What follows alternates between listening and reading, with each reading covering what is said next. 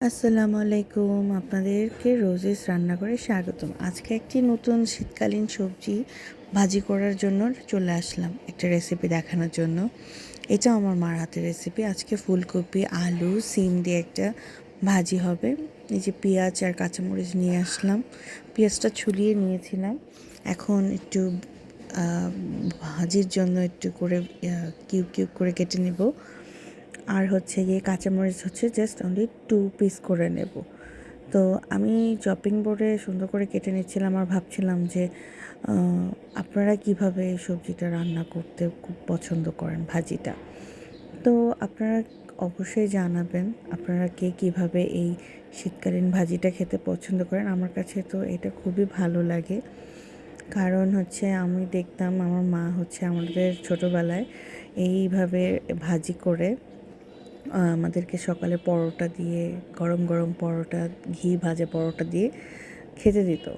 তো এই যে আমি এটা ওয়াশ করে নিলাম সুন্দর করে। এখন এই একটা ননস্টিকের কড়াইতে আমি দিয়ে দিব। এটা হচ্ছে আমি 2টা কড়াই ইউজ করব। ননস্টিকে হচ্ছে নর্মালি আমি এটা হালকা একটু সেদ্ধ হওয়ার জন্য দিব। আমি তার আগে একটু তেল দিয়ে দিলাম। তেলের দেওয়ার পর একটু গরম হয়ে আসলে একটু জিরা দিব। গোটা জিরা, আমি একটু জিরাটা একটু বেশি দিয়েছিলাম ভুল করে। আর এই যে পেঁয়াজ যে কুচি করেছিলাম সেই কুচিটা দিয়ে দিলাম। এখন একটু নাড়াচাড়া করে নেব। আমি তো ছোটোবেলায় এটাও খুবই খেতে পছন্দ করতাম, আমার মা আমাকে বলতো। তো এখনও বড় হয়েও দেখি যে এটার যে টেস্টটা আমার মনে হয় আজীবন মুখে লেগে থাকবে, এরকম অবস্থা। একটু লবণ দিয়ে দিলাম। এখন আবার একটু হালকা করে নাড়াচাড়া দেবো। হ্যাঁ, যা বলছিলাম, আমি তো সবসময়ই আর কি ভাজিটা করলে আমার কাছে খুবই ভালো লাগে। আমার মা যখন করতো খুবই মজা লাগতো। এখন তার কাছ থেকে শিখে এখন আমি নিজেই এখন রান্নাবান্না করে আপনাদের সাথে শেয়ার করি। আপনারা কেমন রান্না দেখতে পছন্দ করেন সেটাও অবশ্যই আপনারা জানাবেন। আমি আপনাদের পছন্দ মতো রান্না করে দেখানোর চেষ্টা করব, এবং কি নতুন কিছু শিখতে পারবো আপনাদের কাছ থেকে। এই যে আমি কড়াইতে হচ্ছে গিয়ে সবজিগুলো দিয়ে দিচ্ছিলাম। তো এখন একটু হালকা একটু নাড়াচাড়া দিয়ে দিব।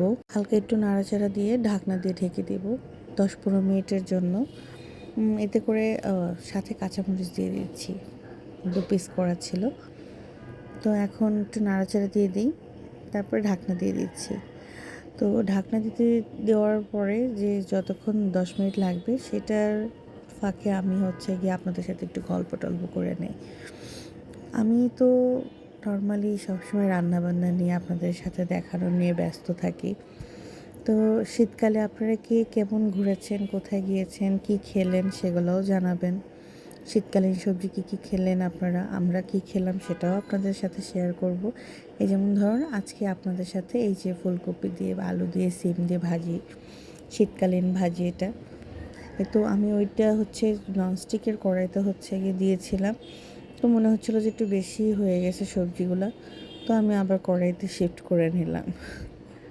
তো ভাবলাম যে এটাতেই সেদ্ধ করে নেই। তো আমি আবার একটু নাড়াচাড়া দিয়ে দিচ্ছিলাম। আমি আজকে গরম পানিটা দিতে ভুলে গিয়েছি। একটু গরম পানি দিলে ভাজিটা সেদ্ধ হতে একটু তাড়াতাড়ি সুবিধা হয়ে যায়। আমি সেদ্ধ হওয়ার জন্য যে পানিটা দিয়েছি সেই পানিটা একদম পুরো সোক করে নেওয়ার জন্যই আমি দিয়েছি, যাতে কড়াইতে পরিমাণ মতো দিয়েছি। তা এখন একটু হলুদের ফাঁকি দিয়ে দিলাম, একটু নাড়াচাড়া দিয়ে নেই। হলুদের ফাঁকি দেওয়ার পর একটু আপনারা চাইলে একটু মরিচের ফাঁকিও দিতে পারেন, জাস্ট একটু ঝাল স্পাইসি যারা খেতে পছন্দ করেন। তো আমাদের বাসায় হচ্ছে কাঁচামরিচটা বেশি প্রেফার করে, সো আমি কাঁচামরিচটা দিলাম। চাইলে আপনারা একটু ভেজিটেবল মশলা দিতে পারেন। দেখুন ইয়েলো কালার হয়ে গেছে একদম, আমার পানিটা অনেকটা শুকিয়ে গিয়েছে। সো এখন কি করব, ঢাকনা দিয়ে দেব। আর হচ্ছে গিয়ে আপনার শীতকালের যে এই সবজি ভাজিটা, সেটা কিন্তু আপনারা চাইলে ধনিয়া পাতা যে থাকে একদম পুরো গ্রাম থেকে যে ধনিয়া পাতাগুলো থাকে না, ওটার স্মেলটা অনেক সুন্দর লাগে। আমি একটু ভেজিটেবল মশলা দিয়ে দিলাম, যেটা ম্যাগির যে থাকে সেটা একটু দিয়ে দিলাম। এটা খুবই টেস্ট বাড়িয়ে দেয়। দেখুন ধোঁয়া উঠতেছে।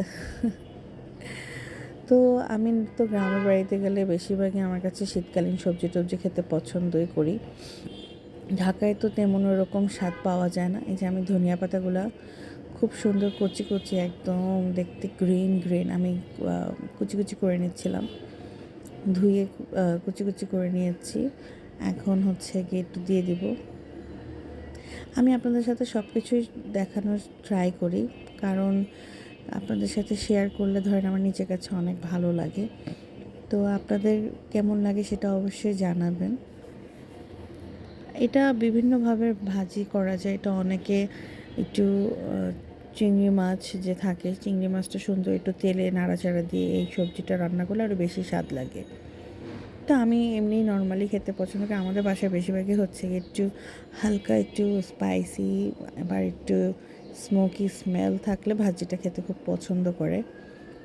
তো আমি আর কি একটু একটু পুরো পুরো করে নিয়েছি। আপনারা চাইলে একটু লাইটও খেতে পারেন পুরা ছাড়া। আমার ভাজিটা হয়ে গেছে, তো আমি এখন সার্ভিং ডিশে দিয়ে দিচ্ছি। দেখুন কি ধোঁয়াটা উঠছে, খেতেও কিন্তু টেস্ট হয়েছিল। আমি এটা বেশি খেয়েছি, একটা পরোটার সাথে ধরেন হাফ বাটি এখানকার খাবার পুরাটাই খেয়ে ফেলেছিলাম। সিমের বিচিগুলোও দেখতে সুন্দর লাগছিল। আমার সার্ভ করা হয়ে গিয়েছে, দেখুন কি সুন্দর লাগছে। আপনারা অবশ্যই বাসায় ট্রাই করবেন আর জানাবেন কেমন হয়েছে। আর আমার ইউটিউব এই চ্যানেলটিকে সাবস্ক্রাইব করতে ভুলবেন না। লাইক, কমেন্ট, শেয়ার দিয়ে পাশে থাকবেন।